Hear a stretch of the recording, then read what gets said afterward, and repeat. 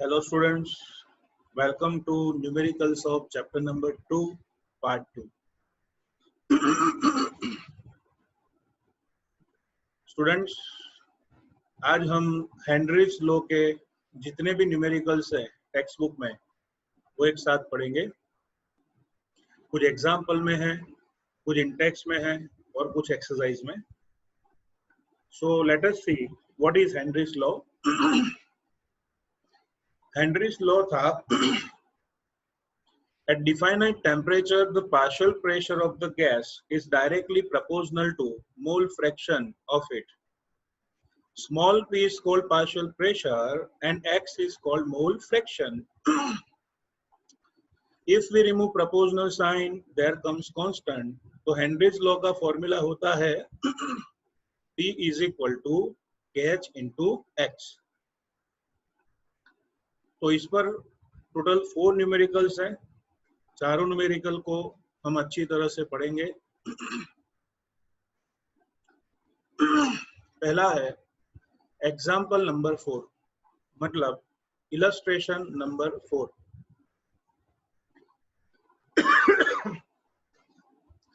प्रश्न है, if nitrogen gas is bubbled through water at 293 Kelvin temperature, how many millimoles of nitrogen gas would dissolve?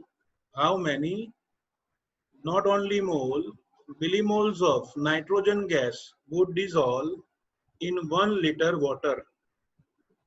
Okay, 1 liter water में 293 kelvin temperature पे nitrogen gas pass किया जाए तो कितना millimole dissolve होगा? Data में दिया है partial pressure of nitrogen is 0.987 bar and Henrys constant is 76.48 kilo bar. Okay, तो आपको जो रिक्वायर्ड टर्म्स है वो दोनों दिए हुए हैं, आपको मिलीमोल फाइंड करना है। तो students, let us see answer. यहाँ पे आपका क्वेश्चन है how many millimoles of nitrogen gas would dissolve. Okay, तो कोई भी न्यूमेरिकल हो ऑलवेज हमें उल्टा सोचने की आदत डालनी चाहिए। देखो बच्चों, यहाँ पे आपको पूछा है मिलीमोल्स। तो मिलीमोल्स कहाँ से मिल सकते हैं? मिलीमोल्स मिलेंगे मोल फ्रैक्शन से। अच्छा, आपको जो डेटा दिया है उससे मोल फ्रैक्शन फाइंड कर सकते हैं? Yes, definitely. देखो, अकॉर्डिंग टू हेनरीज लॉ आप फॉर्मूला जानते हो। What is the formula? Partial pressure is equal to KH into mole fraction.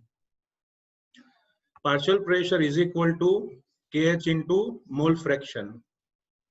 तो बच्चों, यहाँ पे पार्शियल प्रेशर आपको दिया है, हेनरी कांस्टेंट भी दिया है, तो बचा क्या?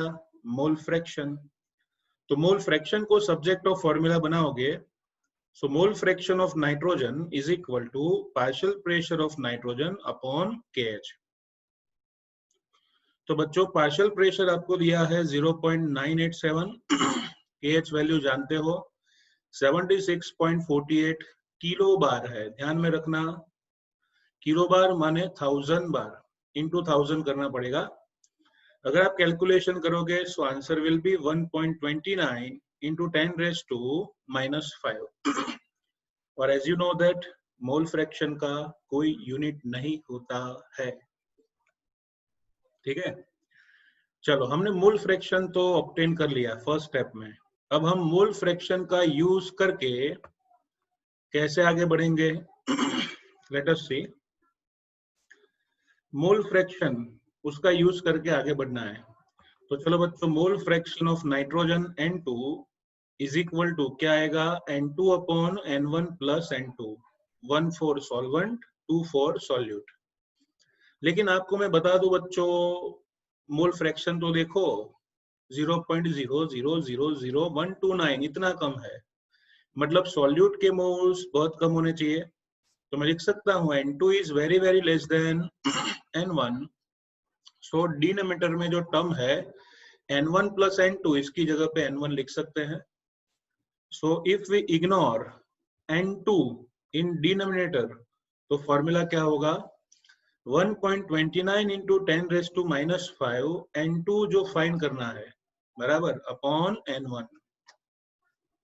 अब फंसे आप लोग, क्यों? क्योंकि n1 लाओगे कहां से? तो हमारे क्वेश्चन में ही बच्चों हिंट दी है डिसॉल्व इन 1 liter वाटर.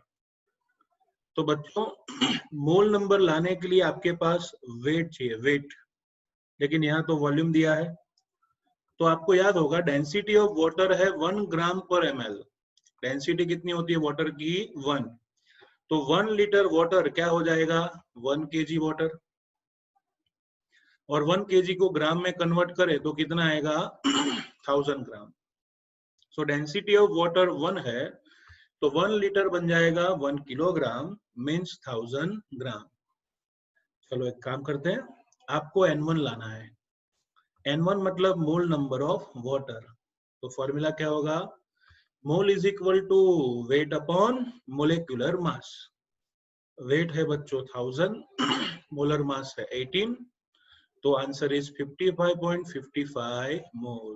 बच्चों ये मोल मोल लिखना भूलना मत, वरना मार्क्स चले जाएंगे. तो n1 का यूनिट आएगा मोल. तो बच्चों जो n1 की वैल्यू आई उसको मैं n1 की जगह पे रखूं तो 55.55 लिखा. फिर हमें फाइंड करना है n2. सो नटू काका को सब्जेक्ट ऑफ फॉर्मूला बनाओगे तो डिनोमिनेटर सामने जाएगा. So we can say that n2 is equal to 1.29 into 10 raised to minus 5 into 55.55. So 71.66 into 10 raised to minus 5 answer आता है.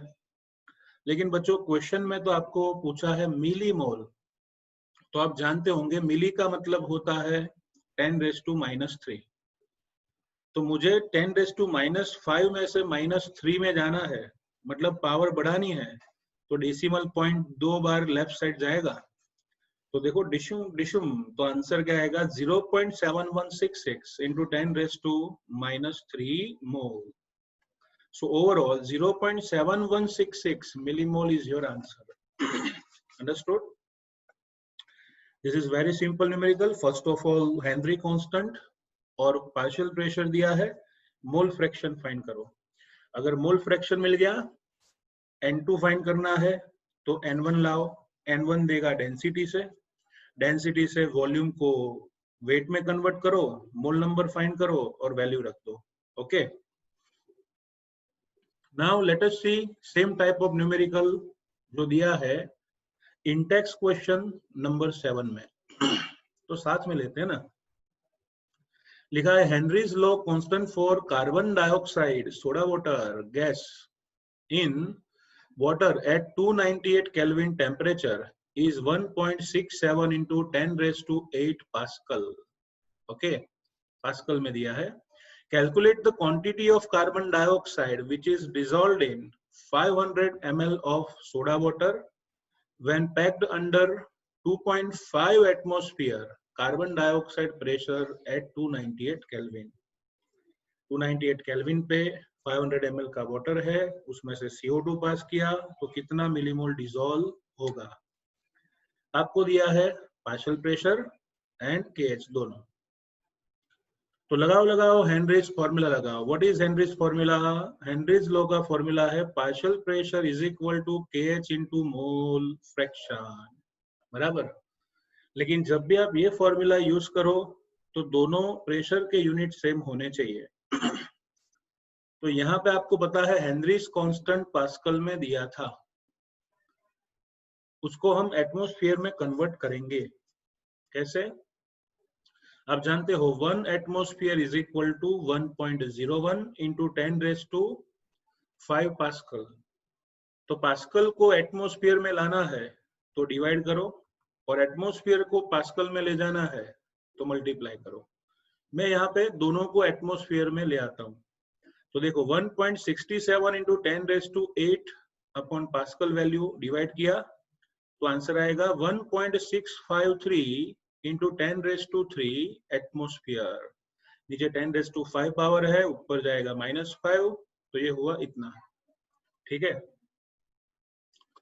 चलो अभी हम आगे बढ़ेंगे बच्चों मोल फ्रैक्शन की तरफ। मोल फ्रैक्शन ऑफ कार्बन डाइऑक्साइड को सब्जेक्ट ऑफ फॉर्मूला बनाओ तो partial pressure of CO2 upon KH आएगा। तो देखो KH जानते हो, पार्शियल प्रेशर जानते हो, atmosphere atmosphere cancel, so answer will be mole fraction of CO2 will be 1.512 into 10⁻³ without unit। Okay, तो ये आपका मोल फ्रैक्शन आ गया, पहला पड़ाव क्लियर हुआ। नाउ सेकंड स्टेप में देखो आपको मोल फाइंड करना है ना, तो मोल फ्रैक्शन चाहिए था, तो मोल फ्रैक्शन मिल गया। अब मोल फ्रैक्शन का फॉर्मूला मैं अंदर ही लिख रहा हूँ, N2/N1 प्लस N2, कितनी वैल्यू आ रही है 1.512 into 10⁻³ अब यहाँ पे आपको वापस वही करना है, N2 is very very less than N1, तो इस N2 को हमें इग्नोर करना है, तो बचेगा क्या N2/N1। तो मैंने लिखा N2/N1 is equal to frontier term. Okay, अब प्रॉब्लम है N2 फाइंड करना है, N1 पता नहीं है, लेकिन वही formula density of water is 1 ग्राम पर ml, so what happens here 500 ml जो है वो क्या हो जाएगा 500 ग्राम। तो वेट ऑफ वाटर कितना मिला 500 ग्राम, तो बच्चों weight is equal to 500 gram ना, तो N1 का फॉर्मूला लगाओ, mole is equal to weight upon molecular mass, weight है 500, मोलर मास है 18, सो आंसर इज 27.78 मोल। तो बच्चों यहाँ जो N1 मिला है उसे यहाँ ऐड कर दो, क्रॉस प्रोडक्ट ले लो, सामने भगा दो उसको, डिशुम करोगे, मल्टीप्लाई करोगे तो 42.0036 into 10⁻³ मोल आएगा, और -3 मोल को मिलीमोल कहते हैं, तो answer will be 42.0036 millimole. Simple ना, ओके, वेरी सिंपल। तो this is a millimole type of numerical, जो एक इलस्ट्रेशन था और एक इंटेक्स में है। Now we are going to our next question. Question है H2S जो एक टॉक्सिक गैस है with rotten egg smell is used for the qualitative analysis if the solubility of H2S in water at HTP is 0.195 molar, calculate the value of KH। Calculate the value of KH। आपको शायद याद होगा 11th science में positive ion की group detection test में आपने देखा होगा, फर्स्ट था original solution plus dilute HCl, second था original solution plus dilute HCl plus H2S, बराबर। तो वो एक्चुअली गैस होता है और उसको सॉल्यूशन में से पास किया जाता है, इसलिए लिखा है क्वालिटेटिव एनालिसिस। तो बच्चों यहाँ पे पूछा है find out value of Henry constant, तो हेनरी कांस्टेंट आपको फाइंड करना है, लेकिन यहाँ पे आपको डेटा दिया है मोलालिटी में, देखो क्या लिखा है 0.195 molal.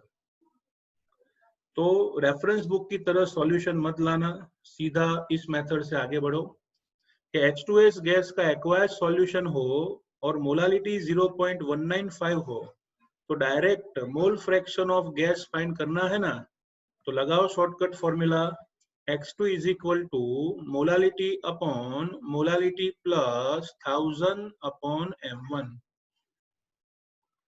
X2 is equal to molality upon molality plus 1000 upon M1। तो बच्चों यहाँ पे M1 को कहा जाता है मोलर मास ऑफ सॉल्वेंट, कितना है 18। M1 को कहा जाता है मोलर मास ऑफ सॉल्वेंट, कितना है 18, बराबर 1 फॉर सॉल्वेंट। तो यहाँ एक्वायर्ड सॉल्यूशन है, तो मोलर मास पानी का कितना होगा 18 ग्राम। तो मैंने सिर्फ वैल्यू रखी है, देखो आप 0.195 upon 0.195 plus 1000 upon 18, is equal to 0.195 upon 0.195 plus आप जानते हो 1000 अपॉन 18 क्या होगा 55.55। डिशुम डिशुम करोगे तो मोल फ्रैक्शन मिल गया 0.0035 0.0035। सो फर्स्ट स्टेप है फाइंड आउट मोल फ्रैक्शन, जो हमने फाइंड किया। अब देखो मोल फ्रैक्शन मिल गया, पार्शियल प्रेशर जानते हो तो KH वैल्यू मिलेगी। कैसे? एक चीज आपको याद रखनी है, क्वेश्चन को ध्यान से देखो। उन्होंने कहा है H2S in water at STP। Okay, STP का फुल फॉर्म है स्टैंडर्ड टेम्परेचर एंड प्रेशर।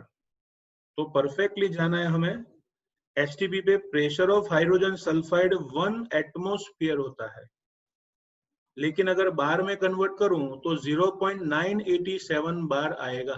कितना आएगा? 0.987 बार। समझेबल?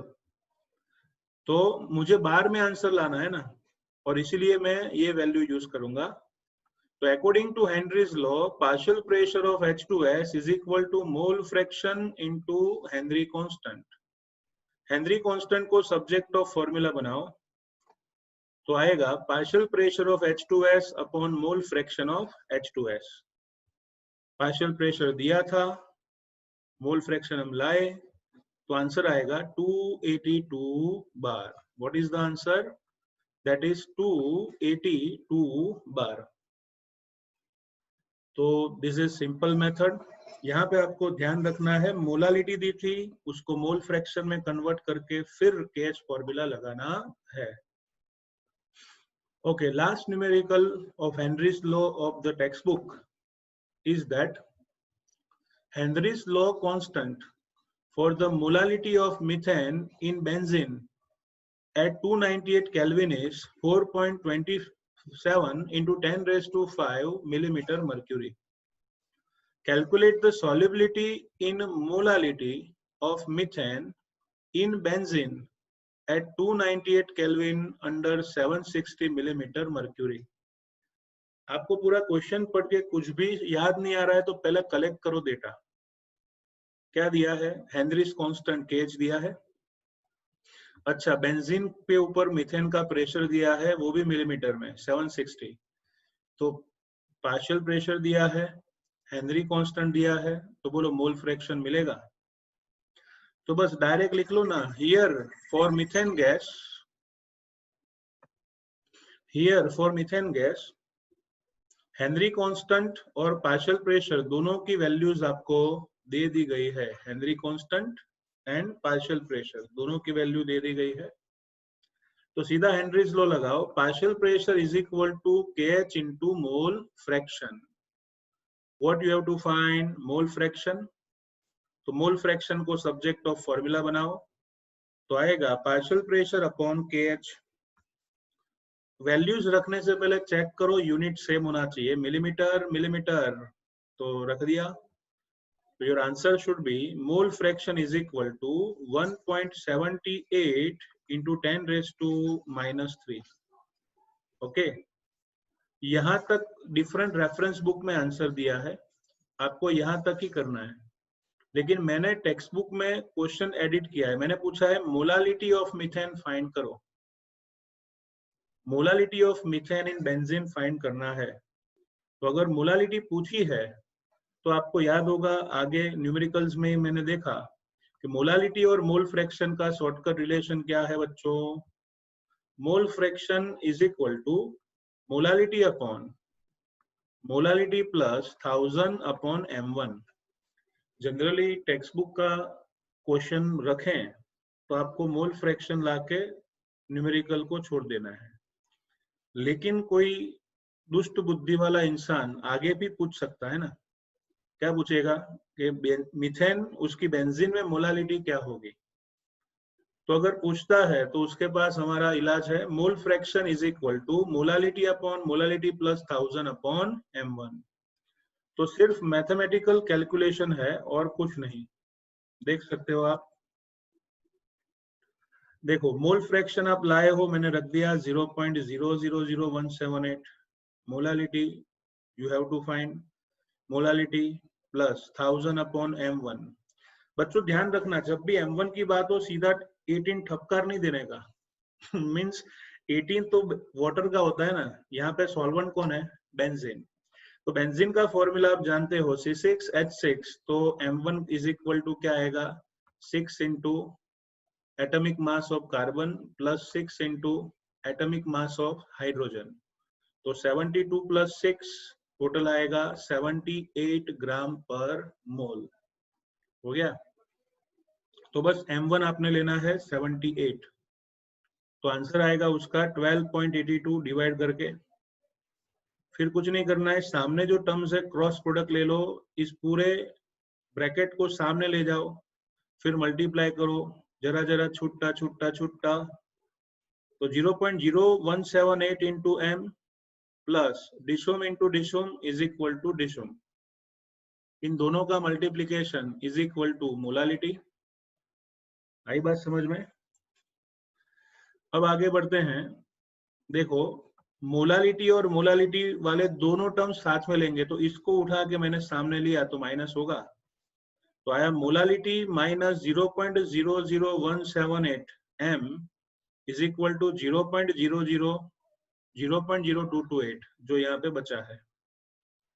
फिर m कॉमन निकालोगे तो 1 माइनस 0.00178 आएगा, एंड उसकी वैल्यू है, और जूम करके देखते हैं, उसकी वैल्यू है 0.998 m into 0.998 is equal to 0.0228। हो गया, तो चलो m को सब्जेक्ट ऑफ फॉर्मूला बनाएं, तो दिस अपॉन दिस, ओके, तो आंसर आएगा 0.0228 मोलल। तो बहुत सिंपल सा न्यूमेरिकल है, बराबर। अगर मोलालिटी तक पूछते हैं तो सिर्फ ऐसा लिखा है फाइंड द सॉल्युबिलिटी, तो आपको मोल फ्रैक्शन पे जाके अटक जाना है, remember. So this is Henry's law. तो चलो एक बार चैंट करते हैं हेनरीज लॉ। क्या होगा, at definite temperature the solubility of gaseous solute in liquid solvent is directly proportional to mole fraction of it in the solution, या फिर लिख सकते हैं the partial pressure of the gas is directly proportional to mole fraction of the gas in the solution. Okay, it is known as Henry's law. Thank you.